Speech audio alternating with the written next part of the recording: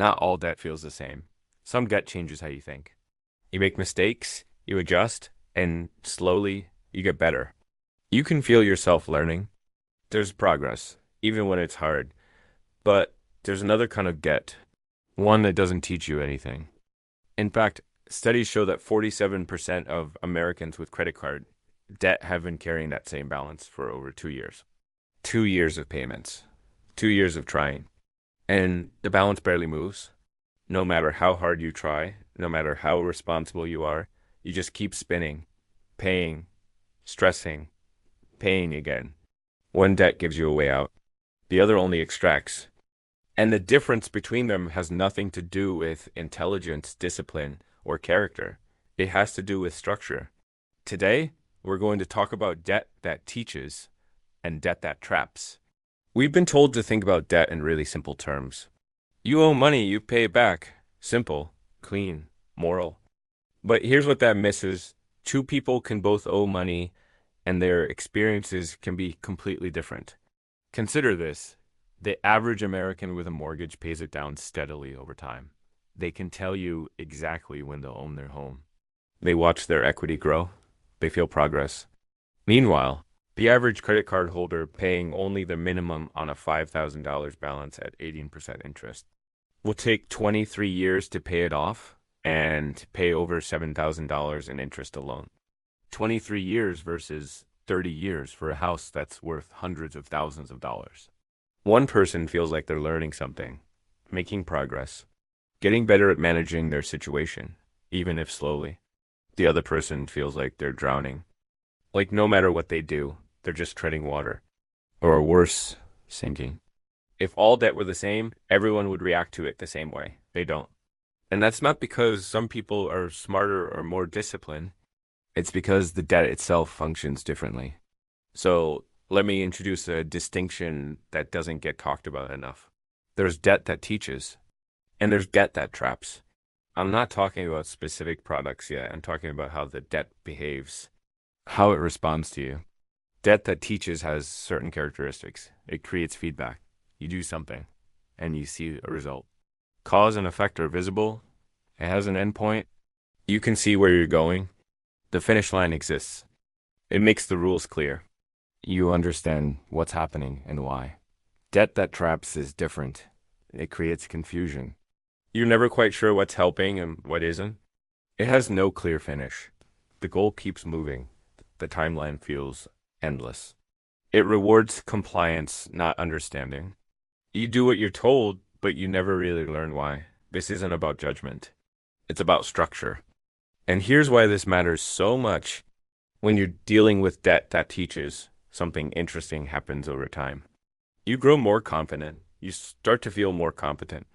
Even if the debt is still there, even if it's heavy, you feel like you're gaining skills, understanding, control. When you're dealing with debt that traps, the opposite happens. You feel smaller, more anxious, more ashamed. Over time, your sense of yourself deteriorates. Teaching debt increases competence. Trapping debt increases shame. And shame is a paralyzing emotion. It makes you stop looking, stop asking questions, stop trying to understand, which is exactly how trap debt sustains itself.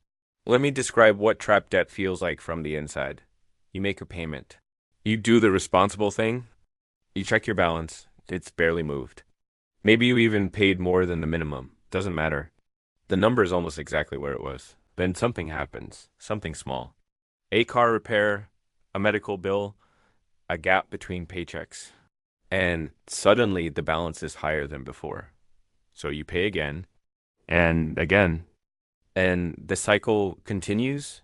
You're moving, but not progressing. That's the core experience of trap debt. Motion without movement. Effort without advancement. Here's what makes this so psychologically destructive. Payments feel arbitrary. You're never quite sure how much of what you paid actually reduced what you owe. Interest feels invisible. You know, it exists, but you can't really see it working.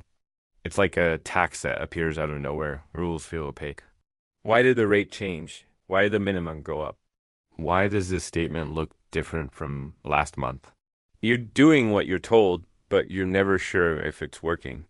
And when you can't connect your actions to outcomes, you can't learn. Learning requires feedback, clear, consistent feedback. Trap debt denies you that. This is where something really important happens. When debt doesn't make sense, when cause and effect break down, your brain does something predictable. It avoids. You stop opening the statements. You stop checking the balance.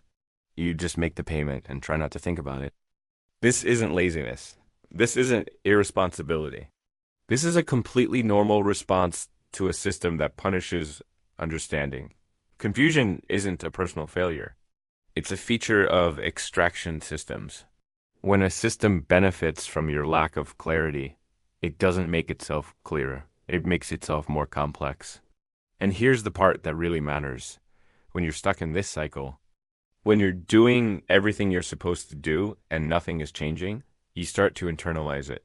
You start to think, I'm bad with money. I'm not smart enough to figure this out. Other people can handle this. Why can't I? Shame grows because progress is unclear. People internalize failure. The system stays invisible. And this is by design. When debt doesn't teach you anything, you assume the problem is you. But what if the problem is the debt? What if the confusion, the endless cycle, the feeling of never making progress? What if that's not a bug, but the entire point? So let's talk about the opposite. Debt that teaches doesn't feel magical. It doesn't feel easy, but it feels comprehensible. Here's what it looks like. Fixed timeline. You know when this ends. Maybe it's 5 years, maybe it's 30, but the timeline exists and it's clear. Clear milestones. You can see yourself making progress. Month by month, quarter by quarter, you're moving toward something. Predictable feedback. When you make a payment, you see it reflected. When you pay extra, you know exactly what that does. You can see yourself getting better. That's the key difference. With teaching debt, you develop competence over time. You learn how interest works. You learn how extra payments affect the timeline. You learn how to plan, how to prioritize, how to make trade-offs. You might not like the debt, but you understand it.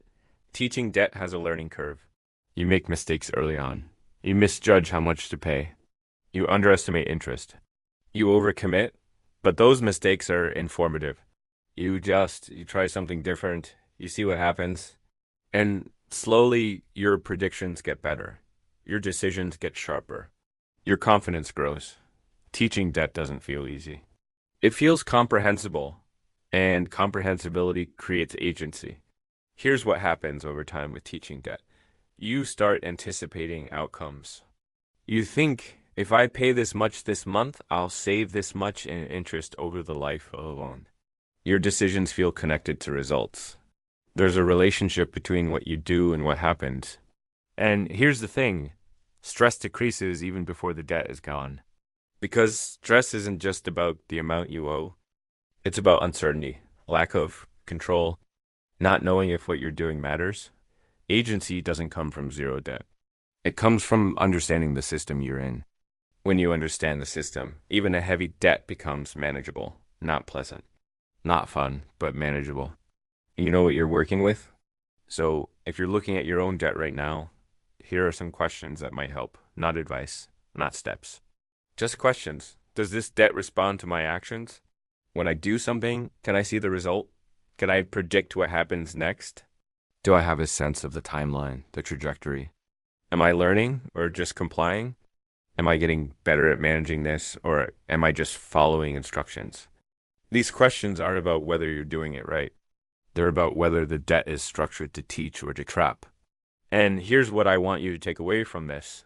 If your debt has never taught you anything, that doesn't mean you're bad with money. It means the debt was designed to extract, not educate. The confusion you feel, that's not your failure. The shame you carry, that's not a reflection of your intelligence or character.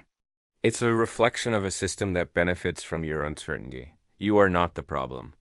The goal isn't to eliminate debt at all costs. The goal is to move away from debt that traps and towards systems that let you learn your way out. Because when you can learn, you can grow. When you can see progress, you can build momentum. And when you understand the structure you're in, you can make choices that actually matter. Debt doesn't have to break you. It can teach you, but only if it's structured to do so.